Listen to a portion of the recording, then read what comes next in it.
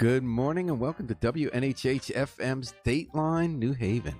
I'm your host, Paul Bass, inviting you to look behind the headlines on the stories that make our community tick.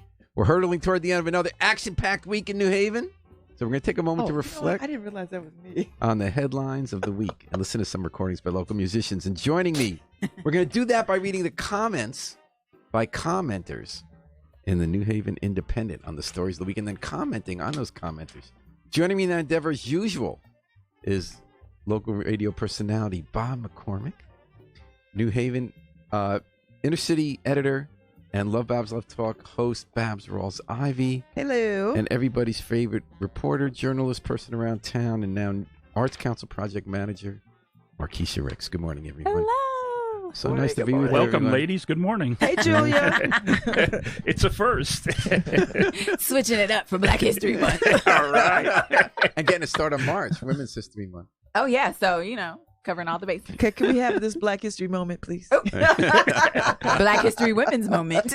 Well, they have sort of Black History moments at Achievement First Amistad High School. Because, first of all, if you look at the building, you would think the only people who work there, the only adults are African American. So all the famous African Americans are out front, like Barack Obama. Yeah, well. And then inside, every grown-up, except for the principal now, is white.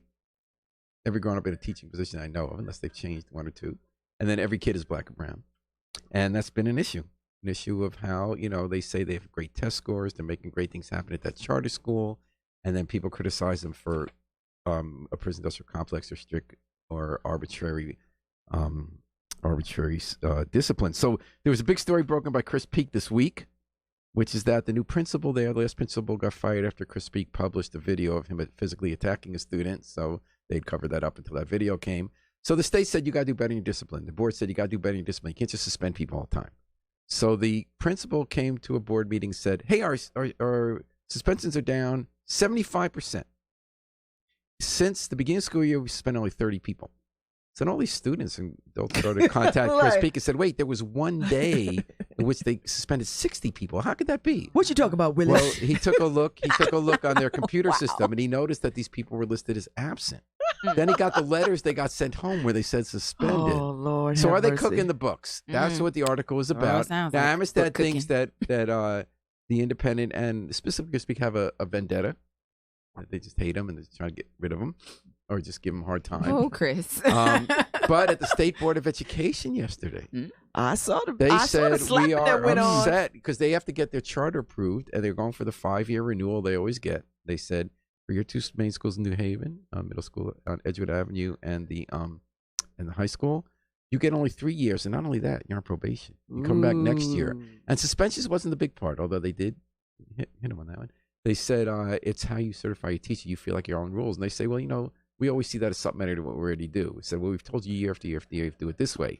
And they say, and I'm somewhat sympathetic to them, that, sometimes the way the regular system does isn't the best. But I'm also sympathetic to the state that says if you want public money, they're public rules. Right. And so anyway, that's what's going on. Let's see what people had to say about it. Bob, what did Thomas Alfred Payne? Sending your child to Amistad Academy should almost be considered child abuse. We keep hearing these horrible stories of rigid regimentation of students, suppression of dissenting opinions, an atmosphere of fear, repression, and retribution of students, parents, and staff members. Amistad seems like an academic cult.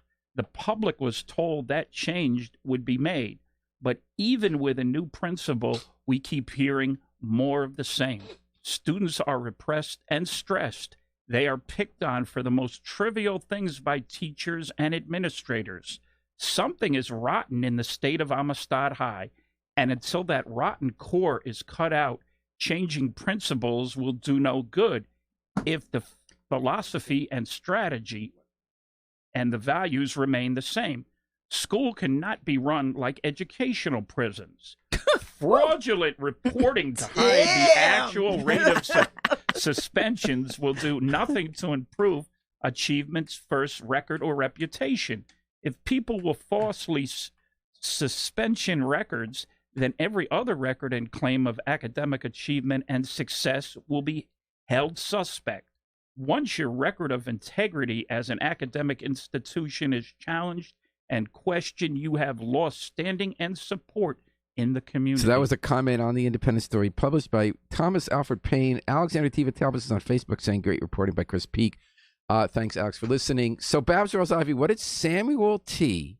Ross Lee write in the comments section about this? Thomas Alfred Payne surprisingly has said virtually everything I would have written That's here. because they usually fight about stuff for this segment. The only difference is I said it back in 2006, well before AF got its wide proliferation in this city with its racist agenda, history, parentheses, in other cities in Connecticut, close parentheses, and its racist justification for its existence in the first place.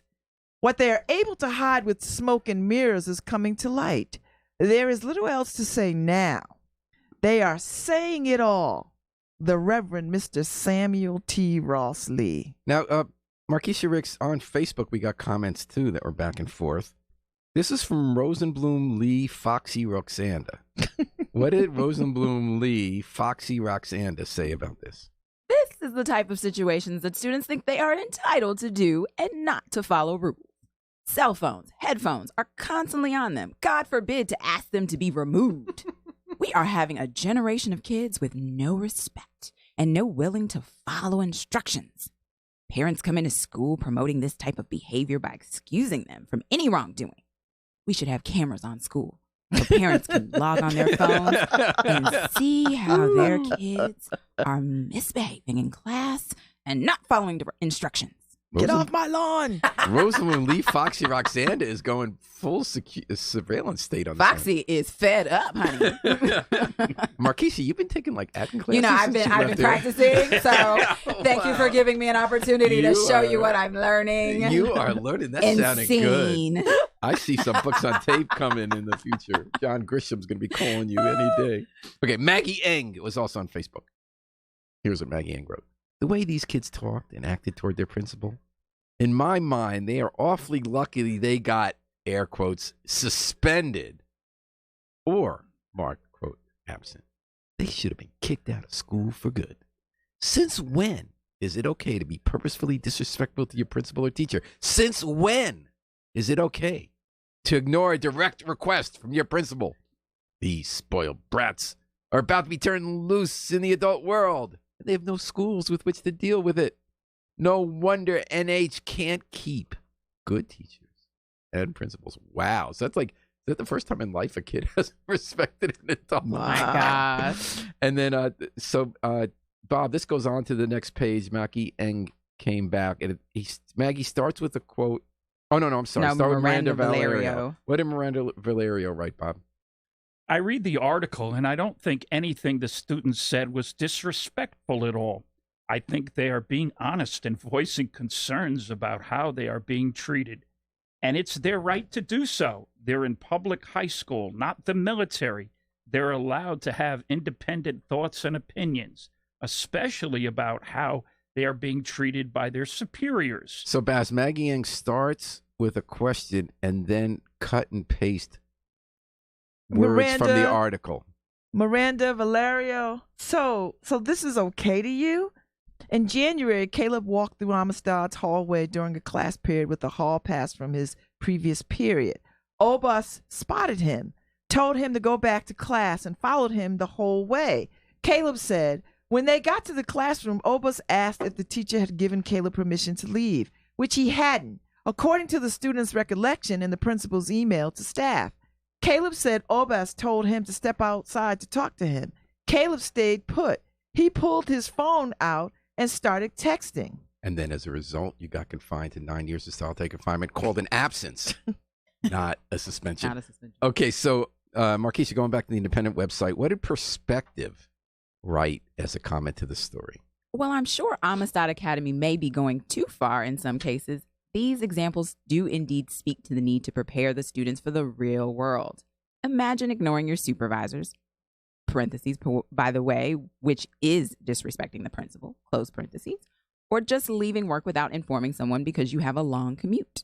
Once again, schools being asked to teach values and discipline that should begin at home. Well, Teacher Gal weighed in, public school teacher in New Haven. Oh, she's a Fire. She I remember her. just for Amistad's information, most companies want workers to communicate with each other, to cooperatively solve problems. To tell students they need to be quiet in class is a downright lie. They need to learn when and where we need to an organ. communicate. Also, students should be allowed to enhance their uniforms.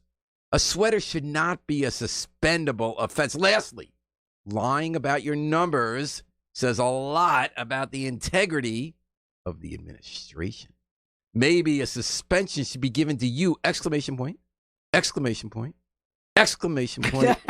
Exclamation point. Well, Bob, could you please weigh in from unknown? From personal experience, Amistad doesn't ready their children for the real world. In the real world, do you get certain times to use the bathroom? Yes, at Amazon. Yes. Oh, you don't get to use the bathroom Or at at any Amazon. shift work. The one place where no one can tell limit your time in. Amistad High School and the middle school is hell. For anyone to agree, please come in and look in classes to see that kids have to buy a $35 jacket with a logo on it to be warm in classes beyond a scam. And with all the other things you need to buy. For example, the dances are $10, $20 at the door. Kids spend $40 just to get in and get something to eat and drink. Mm. Ooh, A lot of money. Babs are all but they let them know the real world's expensive. That's right. That's a pretty cheap dance in the real world. That's like half a drink in New Haven. Okay, so Babs Rose Ivy, 0651 weighed in on the story in response to perspective. What did 06511 have to say? Perspective. Schools are not workplaces, students are not employees, and teachers are not supervisors. But you seem to believe that the two are synonymous, and that a great lesson about the real world that students need to learn is that bosses can treat their employees any way they please, and that employees should just let this happen. Do I have that right? I think JMS had something to say about that. Markeisha Ricks, JMS quoted that last comment from 06511. Right. And quoting 06511, schools are not workplaces, students are not employees, and teachers are not supervisors. Exactly. There is a fine line between discipline and abuse, but the two often get confused, especially by the abuser. So do you folks have any sympathy for Achievement First saying that we Nope. want to have some strictness? But wait, if they say, kids who get in trouble, if you quote them without their name, is it fair to say that they're just complaining because they don't want to follow rules? Any thought on this at all, or are we just like slam dunk on this one, Bob? Well, I don't blame, the teachers or the administrators. They have a job to do, Paul. Some kids are real tough today to deal with. Mm-hmm. Now, the criticism of Amistad has been, on the one hand, they say this public schools screw up. You see this kind of misbehavior all the time. We're setting standards, but we have a lot of successes with people. And then the other side is that you kick out kids who are problems, so your test scores look higher, and that you got a scam going, and they have a history also. They're against being restorative justice, which is that you don't just kick everybody out all the time. You work with them, even if they're difficult, if they're special needs or they got emotional problems, that you don't allow the misbehavior. But New Haven schools have been pioneering restorative justice. They have lots of fights too. I'm not saying New Haven schools are like the great place in Amistad isn't, but it's a tricky question. And now Amistad is claiming in the last year they're going to get better because they were just suspending everybody all the time or kicking people out or pushing them out, and that made their numbers look better. So they say, we don't really do that. We're going to try harder. So they brought in this guy, Sam DeBoss, who is considered a pretty respected guy in a lot of ways. He's had a few incidents people question. First person of color they had running the building. But this latest episode did give people questions about, is this game still going? I mean, how do you guys feel about the whole debate going? Because, Babs, you're pretty big on charter schools. I mean, I'm big on one particular charter Me school. too. Common ground. One school. And also, Let's be what clear. about Booker T? And I like Booker T too. Me too. I think here's the problem I have, and this is the problem I've always had with AF. First of all, they are to me the problem with the school to prison pipeline. They are, for me, not interested in educating from a place of wholeness and respect. What they're doing is some plantation slavery kind of, let's do harm and make people toe the line by punishment. I don't agree with that. I think our children deserve better than that. I think these children ought to be heard and listened to and respected for the courage it takes to sort of say, listen, we are not being treated well. And these are the examples where we are not being treated well. I mean, didn't they just have a video last year of the principal beating up some student? Yeah. Like, where is that right? And, would they get away with this if they were in Westport with white kids, or Greenwich with white kids, or Litchfield County with white kids? Why is it that black kids have to be broken down before they can be built Now, up? without disagreeing with a single word you said, We just don't hear about that in New Haven. Why is it that so many engaged black parents want to get their kids into the amateur Because schools? they think they, like a lot of parents, like any other parent, believes that this might be the opportunity to give their kid an education that they feel like might be lacking in other educational settings. I don't think parents are like, I want to send my kids someplace to be harmed. They believe that they are sending their kids to a place that they believe rigorous discipline is necessary because they know what the world is like. And so they project that thought onto, well, I need my kid to be able to follow direction. I need them to be able to follow the rules. For their safety. For their safety. That's really at the heart of it. I don't think parents are like, harm my children. I think they're like, listen, I need you to be prepared for what the world will do to you. I could be wrong. You know, more there. of the parents, I thought it had nothing to do with discipline. I thought it had to do with, like, the schools aren't so great in New Haven and they want to go to a place that they think might give them better education. But that's part of it. I mean, that's part of it, right? I mean, And I was a parent that had that same sort of, where am I going to send my kids? Yeah. And I know my kids and I know exactly what each kid needs. And Right. do I find that? I think these parents Those are tough decisions. are just trying to figure out what's the best place to put their kids for a good advantage in this world. Do we give Achievement First credit for the fact that they were always criticized justly for always having white people in charge of student bodies that were all non-white, for at least grooming and bringing in someone of color to the building to try to address that issue? At least, how long have they been in existence? There was no other black people before that? I'm just trying to... That was like, I'm just asking questions. Markeisha, yeah, no rhetorical question. Markeisha, what's your take, or Bob, before we move on? Well, I how was about long to are they say- on probation for, Paul? 3 years. They have a year. They have to come back every year to show that they're doing the training and the certification of the teachers. Yeah, I think so. I have many of the issues that Babs has with Achievement First, and they really do. Like, for me, they were brought home in the last incident where, like, everything about, like, all of the complaints, and largely a teacher put those complaints out there, and the students back them up, and it's been the students over and over from Achievement First They who had said, to walk out in 2016. this is not okay. like the thing, like, we're saying it to our parents, they're not listening. We're saying it to the adults in this room, they're not listening. These aren't bad children. Like, these aren't children like every child in that school doesn't have a problem because they made sure that was that way, right? So these literally are some of the best kids in the city, right? Like, that's what I'm understanding, because that's the way Achievement First designed it. That's who goes to their schools. So these are already good kids. My good, can they be children though? Like, and if you're a teenager at that, like, I know y'all remember your teenage years as much as I do, which is that there were moments where you got a little slick with your lip. Like, you did things you tested boundaries. That's what you do as a teenager. And so if you can't handle that, you shouldn't be in this business, right? And what about people who are... But the other thing I want to add, I have a problem with you trying to run roughshod over children, and you have a problem with your own integrity.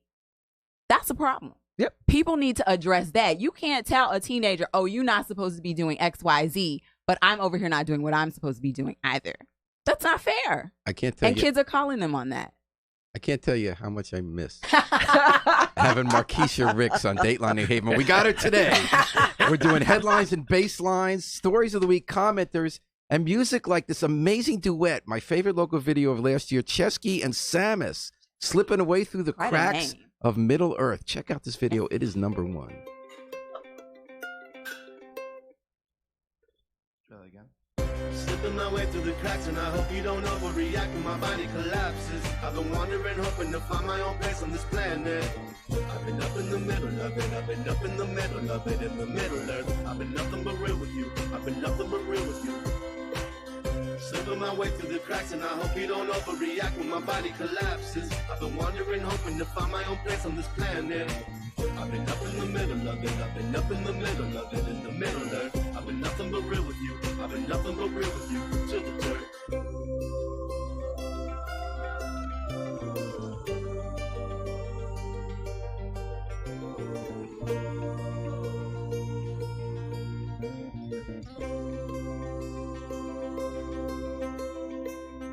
Is honesty overrated? How many times have I said the same thing in new ways? Start to think it's the way that my life's gonna be, and I guess that's okay. Wanted to be a grunge singer when I was a child. Grew up fast and wild. Now the crow's feet are crawling all over my face every time that I smile. What you know about being decapitated while your body still rolls around aimlessly? Is there a way for me to face my infinite demons and maintain a sense of stability? Hustling for pennies like I was still 14. I ain't ready to grow up.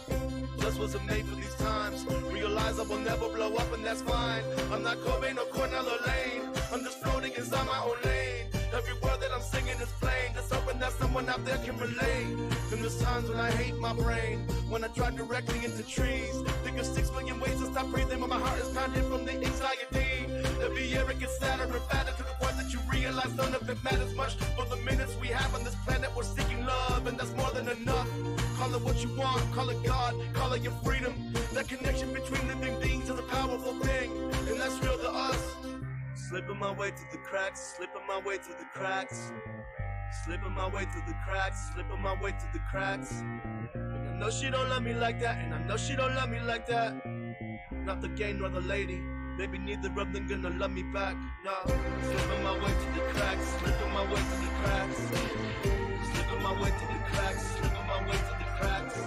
And I know she don't love me like that, and I know she don't love me like that. Not the gay nor the lady, maybe neither of them gonna love me back. No.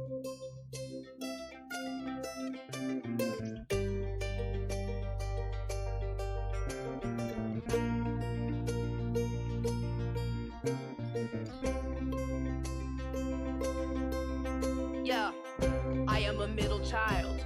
It took me a little while to stop trying to get the approval of others. It's better than living life in denial. My worst fears to be middling. In my nightmares, I'm a kid again. And my teacher is asking my chosen career. I deceive her, cause that's what adults want to hear. They like doctors, firefighters, not a future that's odd like it's Tyler's. It's probably a sign I can't lie through my teeth. I was missing my 2 front incisors. But now I sing my canine into sound rhymes like they steak knives. Anxiety tried me, I've died, been revived. So I'm trying to hold on to my 8 lives. And I cannot pretend I could handle it if I ended up in middle management. Yeah, I have to be fucking with something I love if I'm burning both ends of my candlestick. And even then, I'm a little carp, busy giving birth to a great tale. To my biggest fans, I am Joan of Arc, walking Middle Earth in my chainmail. Yeah.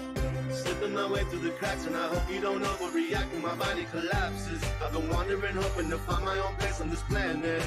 I've been up in the middle of it, I've been up in the middle of it, in the middle earth. I've been nothing but real with you, I've been nothing but real with you. Slipping my way through the cracks, and I hope you don't overreact when my body collapses. I've been wandering, hoping to find my own place on this planet. I've been up in the middle of it, I've been up in the middle of it, in the middle earth. I've been nothing but real with you, I've been nothing but real with you, till the dirt.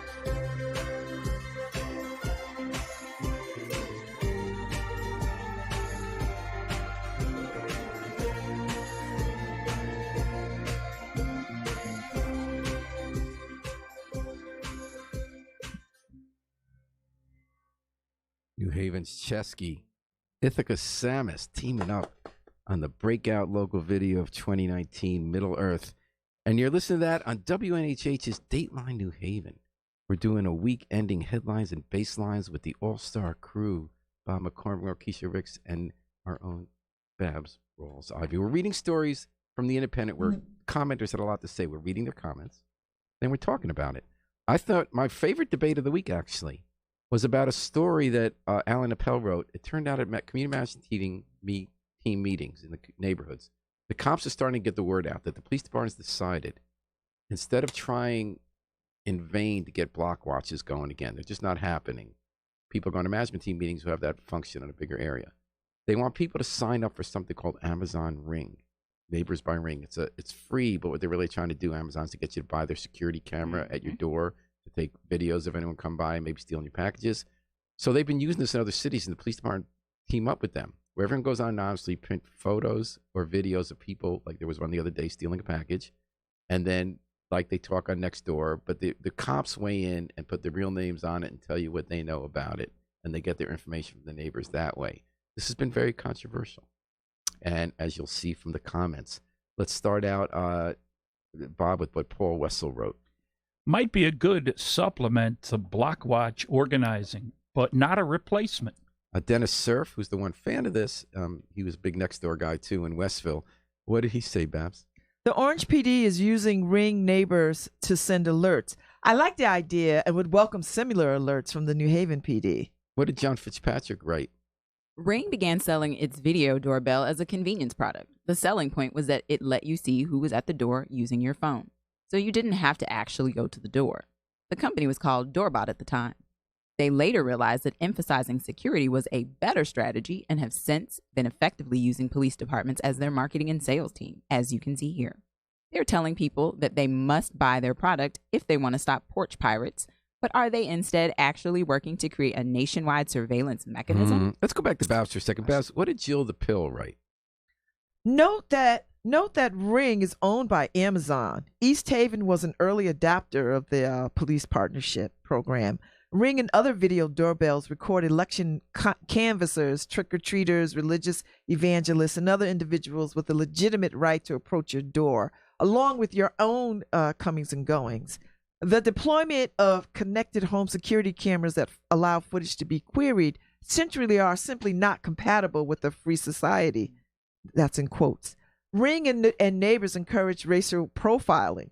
We know from a bunch of high-profile incidents in the past, and even when people live in a particular neighborhood, often their white neighbors don't identify them as neighbors or belonging in those spaces.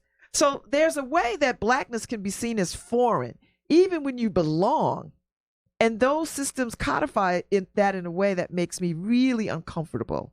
Ring does not yet incorporate facial recognition, but the company has a director and a department of that technology.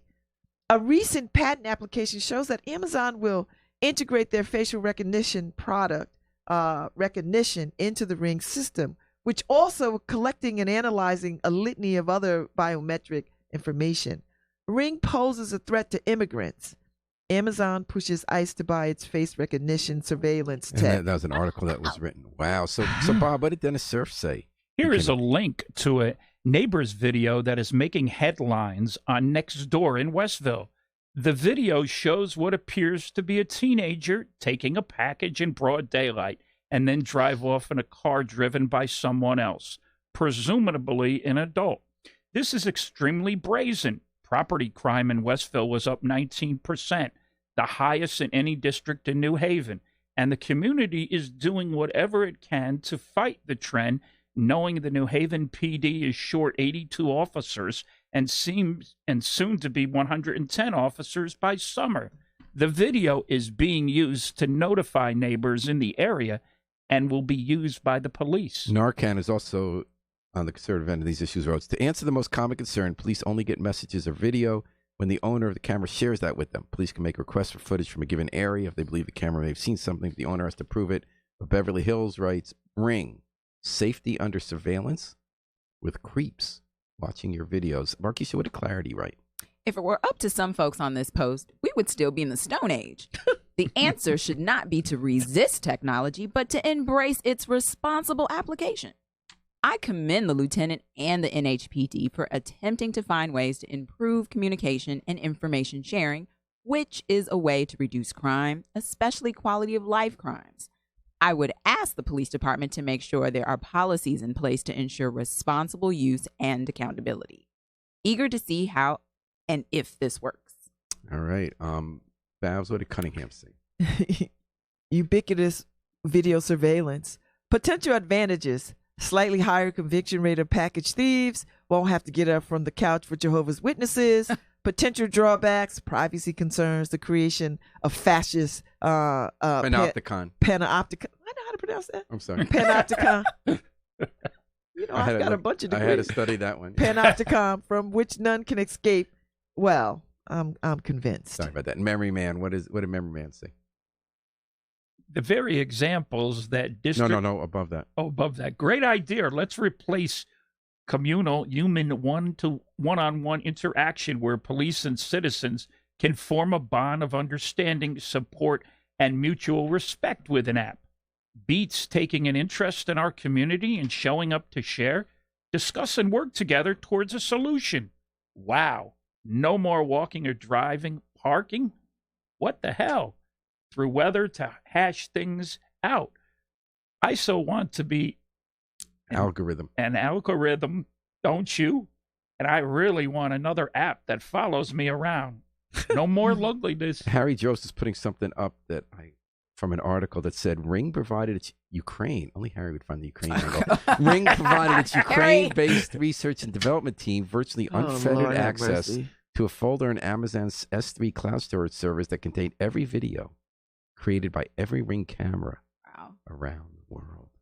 Ooh. Marquisha, what did Rima. say? That's Rachel. The very examples that District Manager Lieutenant Jason Rinkowitz, whose work I appreciate deeply, lists as distractions on Nextdoor are the petty, interesting, boring, divisive, useful communications that are community building and neighbor-to-neighbor relationships building. I personally think what's on Nextdoor is usually quite racist, but okay. It's totally true that Nextdoor and other neighborhood communication websites are full of non-criminal posts. I know this because I'm a Nextdoor moderator. It's also true that these communications can be part of community-based policing. One of the most useful crime-fighting strategies is neighbors knowing neighbors. Babs, you want to bring it home with Heather C. Social media is a flawed method of creating a neighborhood watch. First of all social media is a personal data mining operation. Second of all, it allows people to be on their worst behavior and fosters racial profiling, negativity, and make erroneous assumptions and prejudice people. Second of all, it can be too easily manipulated by other countries trying to sow discontent in America, and can also lead to malcontents, swatting, and retaliation from unhappy pot steerers. All right, folks, so what's the bottom line? Ooh, I mean, I think it's all true. Right, it is Like all true. all So of what's the it. bottom line? What do we do? I I'm torn about this because on the one hand, Complicated question? it's a complicated question, but also this, because I remember being a reporter, maybe a year or two ago, where Westville was having these conversations about forming like a neighborhood like security team. and I was so happy for my neighbors who pushed back against that, who were like, nah, actually we should know our neighbors. We should knock on each other's doors. We should know who lives in our neighborhood. And so Exactly. on one hand, just like Memory Man says, we are outsourcing what it means to be a neighbor. Yeah. Because when I first moved into New Haven, I felt like the city was really safe. Since the implementation of technology that seems to be surveilling us and things like Nextdoor, where people are saying outrageous things. Like, yes, there can be some helpful things in Nextdoor. I think the police don't want to use Nextdoor because they don't want to be not only bombarded with the stuff that's not police related, but they also don't want to be bombarded with a lot of the racist things that are happening in there. Even I think officers who might have a tendency toward like racial bias are like offended by some And of I the think things what they see in Rachel Nextdoor. And Rachel was missing about that is Renkowitz wasn't saying you shouldn't be on Nextdoor telling people where to find a plumber. Right, or like where do so those does- things. I just it's don't just- need that information. But she also is not the usual moderator. No, she's someone who's She's wonderful. not going to allow and the racist stuff on. exactly. So, you know, remember in the Alder race in Westville this past year, the Nextdoor was the biggest issue. And when I heard voters coming out, 2 in a row, this is what they said to me. One of them said, I voted for Dennis Filippi because if you've been on Nextdoor, the crime's out of control. It's so dangerous. Someone's got to deal with it. Next voter said to me, I voted for Amar Khan because of Nextdoor. Dennis promotes Nextdoor, and it's a really terribly divisive, racist And tool. I empathize with police because what they're saying is, look, we're short staffed, but we have all of these quality of life crimes that people are dealing. And people, quite frankly, you pay your taxes, you get upset about people stealing your packages. Why won't somebody do something Yeah. about the crime? We don't want to talk about real solutions about crime. We don't actually want to help people and understand why they commit crimes. We don't care about that. We just care that somebody stole my my pressure cooker off my back porch, and I want And I somebody. love- And we can't put people. We can't live in a society where we put people in jail for stealing the pressure And what cooker. I love is that because we be Amazon- full of jails like we Right. are. So Amazon first created the problem and made tons of money and stole our privacy. And they're gonna by fix the having us all problem. shop online. Then And- they're going to do it again by fixing Exactly. it, make more money and steal our privacy by having us all have these cameras. And then furthermore, get the police department to market it. Where I'm It at, all sounds bad. listen, it's all here. So we have to decide what our comfort level is in dealing Right, and like what addressing with Clarity this, wrote. right? Yeah. Do I like the idea of knowing that there's a camera on my front porch that will pay attention to what's coming on my front porch? I kind of like that idea. But I'm a black woman in America, so that means it might not be able to notice me or my Right. family members. And you could be bad coming things- home and it could send to and the it police could- department in one day. And then not I'm yet. at my front door trying to Yeah. explain like Skip Gates, Skip I Gates. live here. Skip Right. Gates Right. incident on steroids. Right. But you know, but the other part of that is I live in a predominantly black neighborhood now. I don't know how this would have played out in my old neighborhood if I had to keep telling people I actually do live here. You don't know? No, I don't know. You know why I don't know? Because neighborhoods are becoming very transient.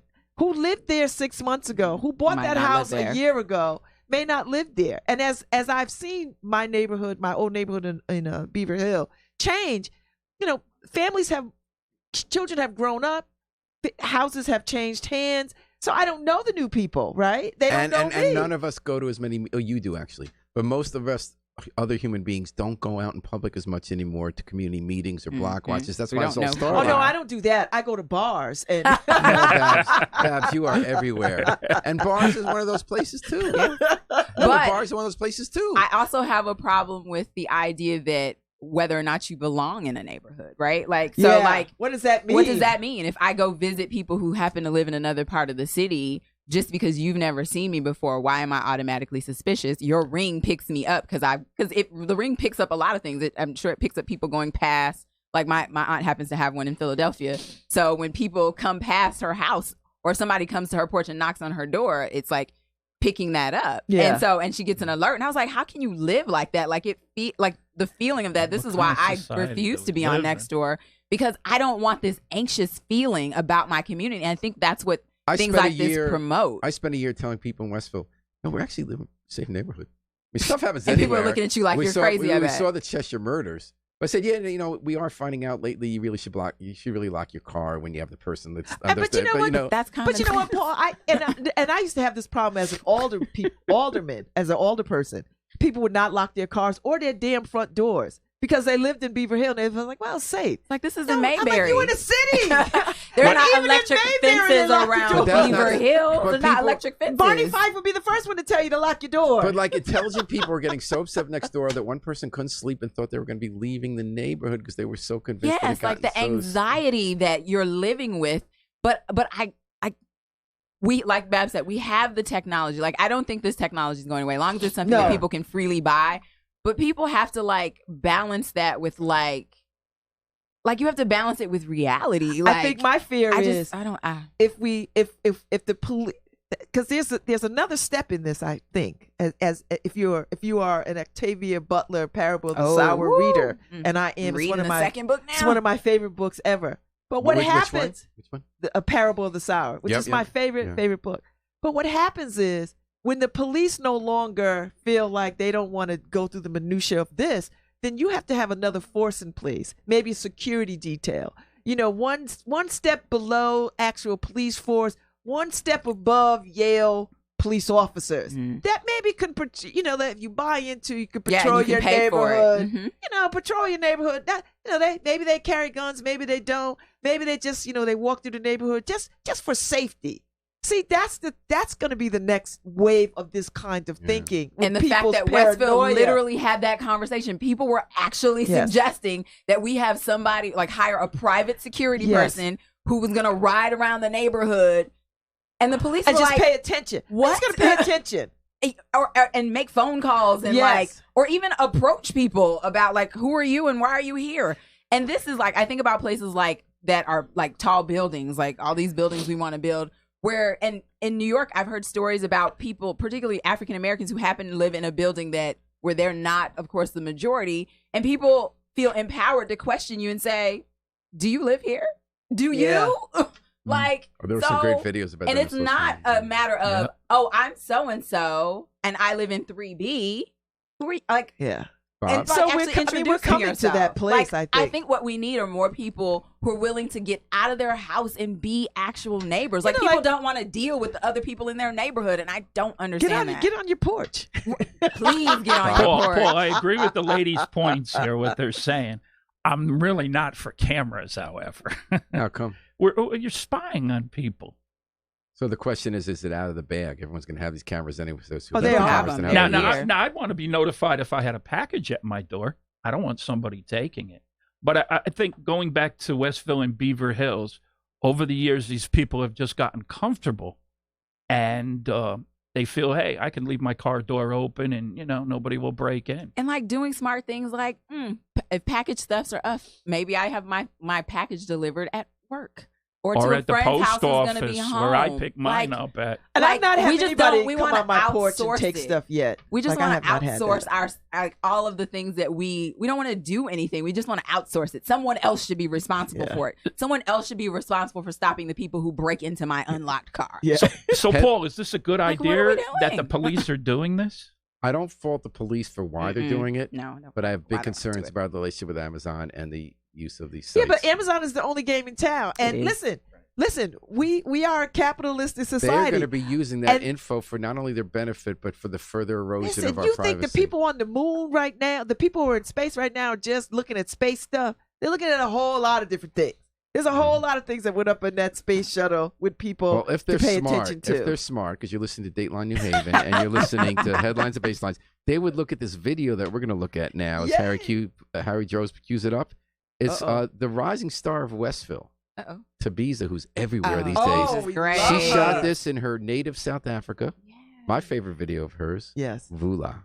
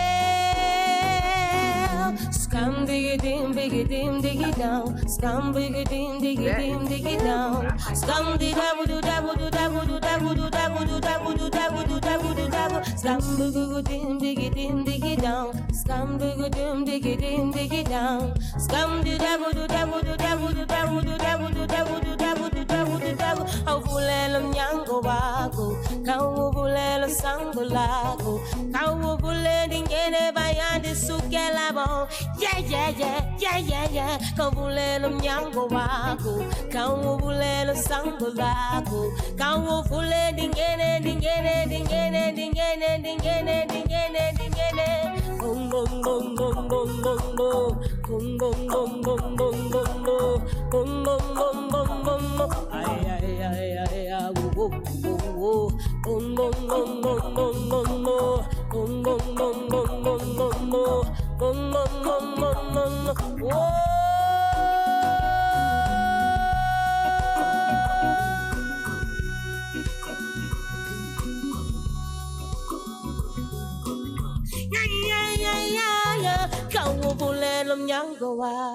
Ule for Visa. comment.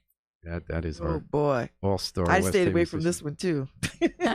Well, it's been a little more than a week after Sam Gerwood broke a story that went worldwide Yeah. about a parent in Hamden who's a Yale psychologist. She's African American, has a biracial daughter, who was cast in a school play in the classroom on some really bogus Scholastic Inc. play where she was cast in 5th grade as a slave.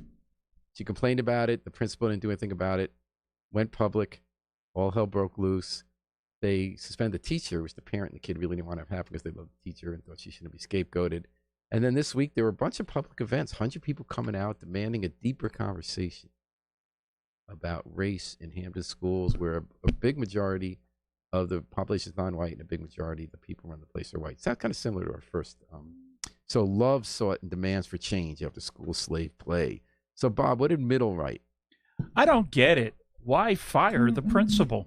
Babs, what did Mrs. Schramm write? This incident highlights the broader need for curricular reform across the state to better represent historically marginalized peoples so that we stop teaching our children a fictitious, sanitized version of American history.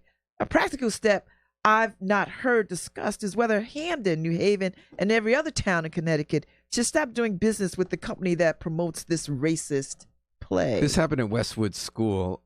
Markeisha, what did longtime lurker write about this? As a Westwoods parent, I hope the Hamden administration does better next time. They flunked several key decision points. Step 1, talking to the Parkers. Levy is a fundamentally nice guy and means well, but he isn't always very open to inputs. A worried parent wants to hear, quote, "We did wrong. I'm sorry. Let's work together to fix this." I suspect that isn't what happened.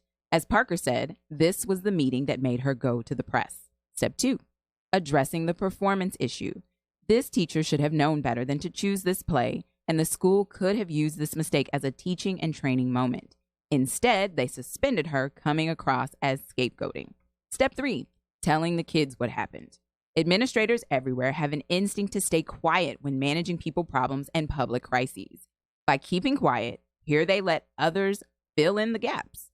My kids heard that a teacher was fired because a girl complained about a play and that the girl was suing the teacher. We sat down with them and explained what actually happened. That message should have come from the school leadership days earlier. Step 4, reacting to a protest. When the Westwoods parents turned up for a pre-announced and peaceful protest, Levy and Goler should have come out to introduce themselves and to welcome them to the school. Instead, Hamden's administration showed a stunning level of tone deafness and called the police. The optics of an overwhelmingly white school administration calling the police on minority parents to do what?